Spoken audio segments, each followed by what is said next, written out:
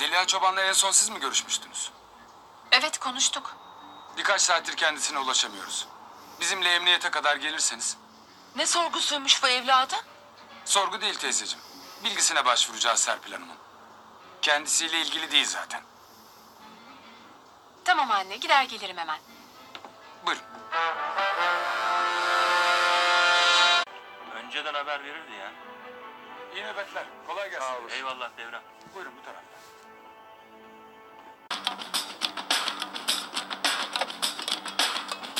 Geç.